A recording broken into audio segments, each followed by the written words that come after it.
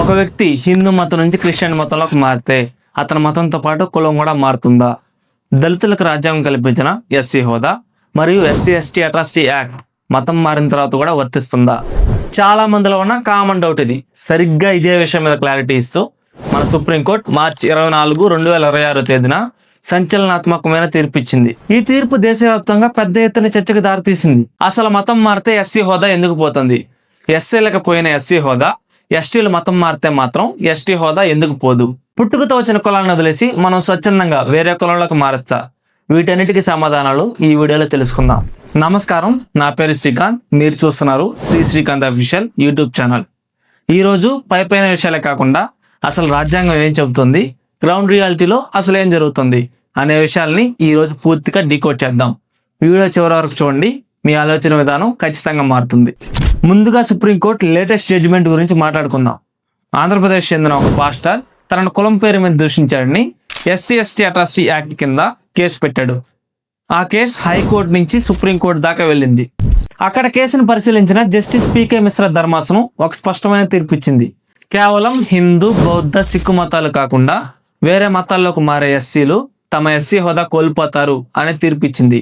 ఒక వ్యక్తి తన హిందూ మతాన్ని వదిలేసి క్రైస్తవాన్ని ఆచరిస్తూ పాస్టర్గా పనిచేస్తున్నప్పుడు అతని దగ్గర ఎస్సీ సర్టిఫికేట్ ఉన్నప్పటికీ అది చెల్లదు, అతనికి ఎస్సీ ఎస్టీ చట్టం వర్తించదు అని కేసు కొట్టేసింది. అంటే ఒకవైపు మతం మార్పు, మరొక వైపు ఎస్సీ రిజర్వేషన్లు, చట్టపరమైన ప్రయోజనాలు ఒకేసారి అనుభవించడం కుదరదని సుప్రీంకోర్టు తేల్చి చెప్పింది. ఇక్కడే ఒక ఇంట్రెస్టింగ్ ట్విస్ట్ ఉంది. ఎస్సీలు మతం మారితే ఎస్సీ హోదా పోతుంది, కానీ ఎస్టీలు మతం మారితే ఎస్టీ హోదా పోతుందా? ఆశ్చర్యపోకండి, ఒక ఎస్టీ వ్యక్తి క్రైస్తవుడుగా మారినా, ముస్లింగా మారినా అతని ఎస్టీ హోదా రద్దు కాదు. ఎందుకంటే ఎస్టీ గుర్తింపు అనేది వారి అడవి జీవన శైలి, ప్రత్యేక సంస్కృతి, భౌగోళిక పరిస్థితుల ఆధారంగా ఇస్తారు.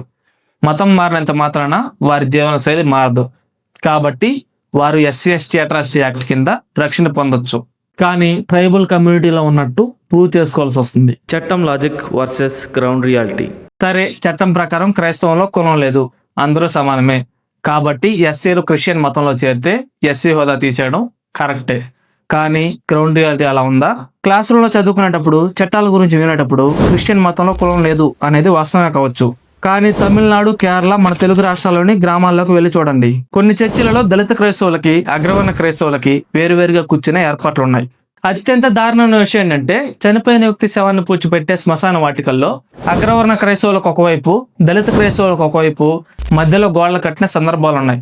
అంతేందుకు అంబేద్కర్ కోనసీమ జిల్లాలో చనిపోయిన ఎస్సీ మాల వ్యక్తి శవాన్ని కాపు వర్గం వాళ్ళు వాళ్ళ ఇంటి ముందు నుంచి వెళ్లకుండా ఆపేశారు. శవం ఎత్తుకుని వెళ్తున్న వారిపై దాడి చేశారు.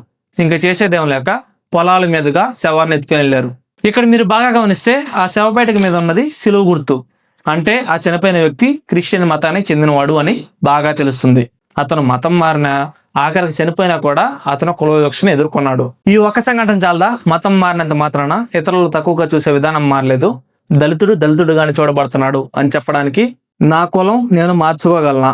ఇక్కడే చాలా మందికి డౌట్ వస్తుంది. నేను ఎస్సీ కులంలో పుట్టాను, నేను ఇప్పుడు ఓసీ కులంలో మారాలి, లేకపోతే ఎస్టీ కులంలో మారాలి, ఇది లీగల్గా సాధ్యమా అని. చాలా జాగ్రత్తగా వినండి. రాజ్యాంగం ప్రకారం కులం పుట్టుకతో వస్తుంది, దాన్ని మనకు ఇష్టం వచ్చినట్టు మార్చుకునే ప్రక్రియ చట్టంలో లేదు. ఒకవేళ మీరు ఎస్సీ రిజర్వేషన్ వద్దనుకుంటే మీ క్యాస్ట్ సర్టిఫికేట్ని ఎంఆర్ఓ ఆఫీసులో సరెండర్ చేసి మీరు జనరల్ కేటగిరీలోనే ఏ గవర్నమెంట్ జాబ్కైనా పోటీ చేయొచ్చు. కానీ ఓసీ సర్టిఫికేట్ అంటూ ఏది మీకు ఇవ్వరు. కమిషన్ల రిపోర్ట్స్ ఏమంటున్నాయి? మతం మారిన దళితుల సమస్యలు తీర్చడానికి గతంలో కేంద్ర ప్రభుత్వం కొన్ని కమిటీలు వేసింది. 2007లో జస్టిస్ రంగనాథ్ మిశ్రా కమిషన్ తన రిపోర్ట్ ఇస్తూ ఎస్టీలకు ఇచ్చినట్టే ఎస్సీ హోదాను కూడా మతంతో ఉన్న లింకును తీసేయండి, దళిత్ క్రిస్టియన్స్ కి, దళిత్ ముస్లింస్ కి ఎస్సీ హోదా ఇవ్వండి అని తేల్చి చెప్పింది. అంతకుముందు 2006లో సచార్ కమిటీ దళిత ముస్లింల పరిస్థితి దళిత హిందువుల కంటే దారుణంగా ఉంది అని చెప్పింది. కానీ ఏ ప్రభుత్వం ఈ రిపోర్ట్లను పట్టించుకోలేదు. దళిత క్రిస్టియన్స్ కి, దళిత ముస్లింస్ కి ఎస్సీ హోదా కల్పిస్తే హిందూ మతంలో ఉన్న ఎస్సీ రిజర్వేషన్స్ కి గండిపడుతుంది అని కేంద్రం అంటోంది. కేంద్ర ప్రభుత్వ వాదనలో కూడా తప్పులేదనిపిస్తుంది.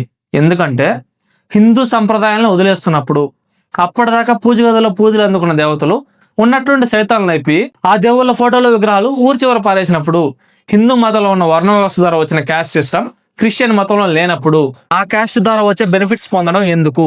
నాకు తెలుసు కులం పుట్టుకకు సంబంధించినది, మతం విశ్వాసానికి సంబంధించినది. మతం మారినంత మాత్రాన ఇతరులు చూపించే కుల వివక్ష ఇంకా మారలేదు అని.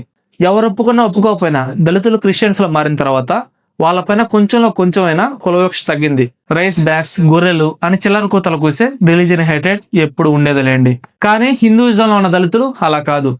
మనకు స్వతంత్రం వచ్చి ఇన్ని సంవత్సరాలైనా కూడా ఎక్కడొక దగ్గర ఎప్పుడొకప్పుడు దళితులు కులవివక్ష గురవుతున్నారు అనే న్యూస్ ఎప్పుడు వస్తూనే ఉంటుంది. ఒకవేళ ప్రభుత్వం దళిత్ క్రిస్టియన్స్ కి, దళిత్ ముస్లిమ్స్ కి ఎస్సీ హోదా కల్పిస్తే తరతరాల నుంచి క్రూరమైన కులవివక్ష గురవుతూ ఎప్పటికీ ఆ వివక్షను ఎదుర్కొంటున్న హిందువుల్లో ఉన్న ఎస్సీలకి అన్యాయం జరిగినట్టే.